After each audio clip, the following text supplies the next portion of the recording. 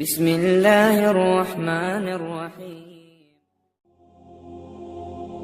আসসালামু আলাইকুম ওয়া রাহমাতুল্লাহ। আমরা আশা রাখছি আল্লাহ রাব্বুল আলামিন আপনাদের সকলকে খুবই ভালো রেখেছেন। সেই সঙ্গে আমাদেরও এটি দোয়া থাকবে যে আল্লাহ যেন আপনাদেরকে এমনইভাবে সব সময় ভালো রাখেন। আজকের এই ভিডিওতে আমরা জানবো একটি এমন বন্য জন্তুর সম্বন্ধে যার সম্বন্ধে আমরা বিভিন্ন ধরনের কথাকে শুনতে পাই।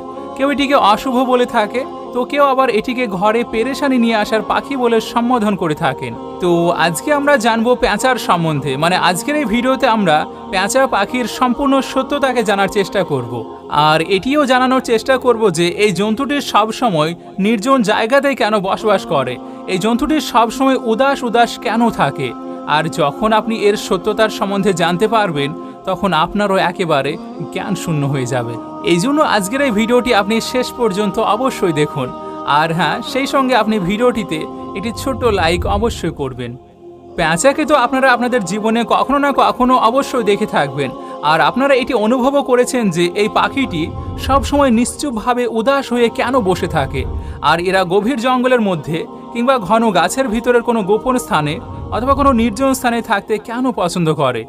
এটি সত্যিই চিন্তা করার একটি বিষয়। আর আপনি এর সম্বন্ধে হয়তো চিন্তাও করেছেন যে পেঁচারা সবসময় নির্জন স্থানে থাকতে কেন পছন্দ করে। তো আজকের এই ভিডিওতে আমরা এর সম্পূর্ণ সত্যতাকে আপনাদের সামনে তুলে ধরার চেষ্টা করব। আর এটিও জানানোর চেষ্টা করব যে এর পিছনে আসল রহস্য কি লুকিয়ে রয়েছে, কেন তারা এমন ধরনের আচরণ করে থাকে। আর তারপর যখন আপনি এর আসল সত্যতাকে জানতে পারবেন তখন আপনি একেবারে হতবাক হয়ে যাবেন, হয়রান এবং পেরেশান হয়ে যাবেন।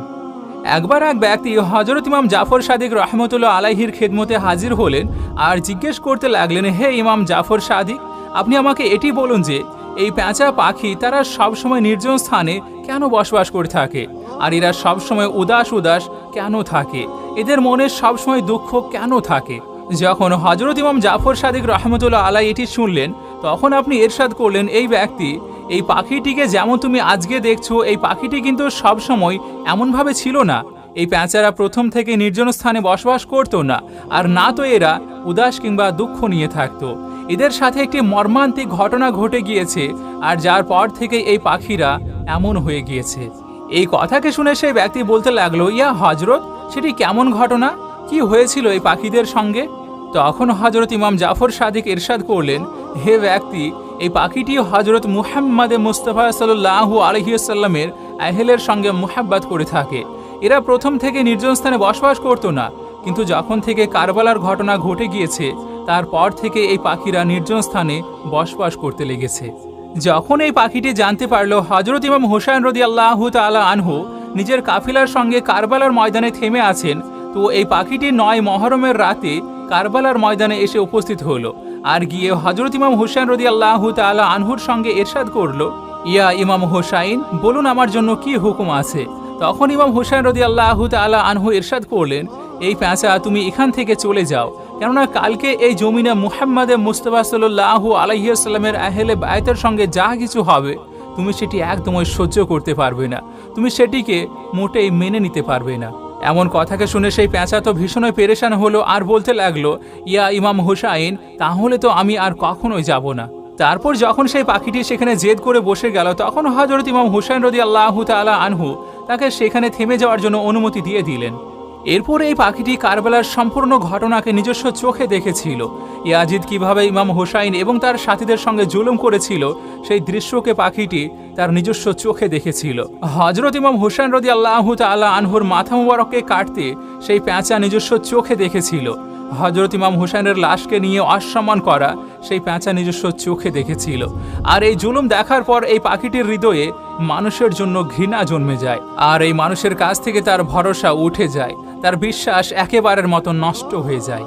তখন থেকে এই পাখি মানুষ্য জনবসতি থেকে এত দূরে বসবাস করতে লেগেছিল যাতে করে মানুষের ছায়াও যেন তাদের উপর না পড়ে। যখন হযরত ইমাম হুসাইন রাদিয়াল্লাহু তাআলা আনহুকে শহীদ করা হয়েছিল তখন এই পেঁচা কসম খেয়েছিল যে সে কখনোই আর মানুষের জনবসতিতে থাকবে না, বরং একা কোনো নির্জন স্থানে গিয়ে বসবাস করতে শুরু করবে।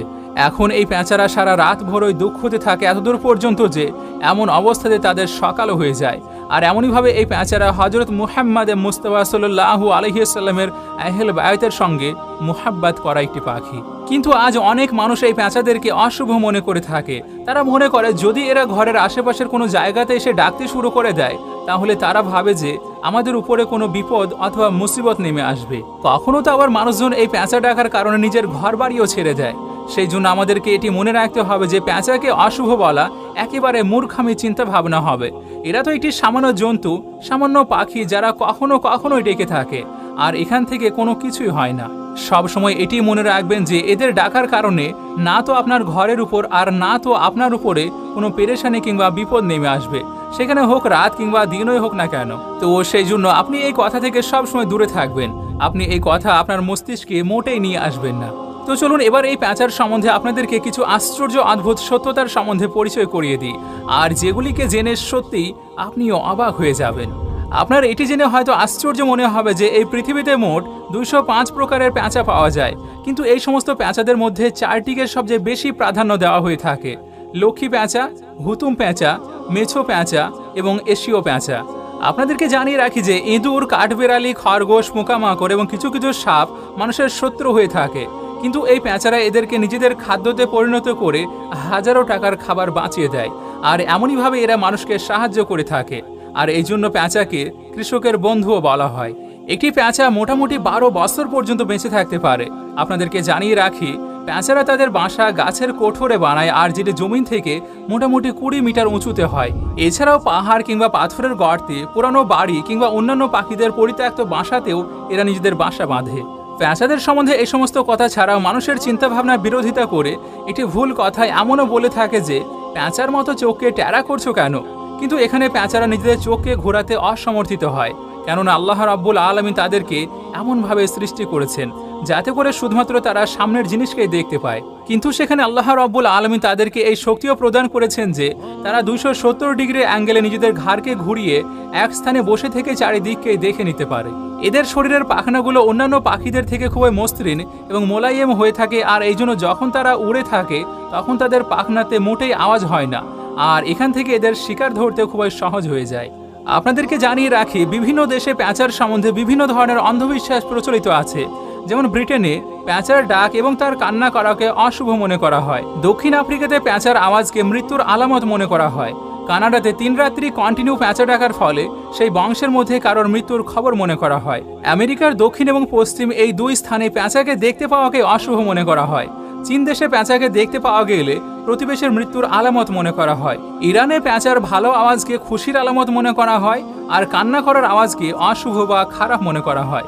তুর্কি দেশেও পেঁচার আওয়াজকে অশুভ মনে করা হয়, কিন্তু সেখানে আবার সাদা পেঁচাকে শুভ মনে করা হয়। ঠিক এমনইভাবে ভারতবর্ষে যদি পেঁচা কারোর ঘরের মধ্যে এসে ডাকে তাহলে সেটিকে অশুভ মনে করা হয়। কিন্তু ভারতীয় হিন্দুরা কালী পুজোতে সংসারের মধ্যে খুশি নিয়ে আসার জন্য যেই জাদুমন্ত্র করে থাকে সেখানে এই পেঁচাদেরকে বলি দিয়ে দেয়, মানে কুরবানি করে দেয়। তো এটি ছিল আমাদের আজকের ভিডিওর মেইন টপিক। আমরা আশা রাখছি এই ভিডিওটিকে দেখার পর আপনি আর কখনোই পেঁচাকে এবং তার ডাককে অশুভ মনে করবেন না। ভিডিওটি যদি আপনার পছন্দ হয়ে থাকে তাহলে ভিডিওটিকে লাইক করে আপনার দোস্তের মাঝে অবশ্যই শেয়ার করবেন। আপনাদের সঙ্গে আমি নাহিদ আমাদের সঙ্গে জুড়ে থাকার জন্য শুকরিয়া।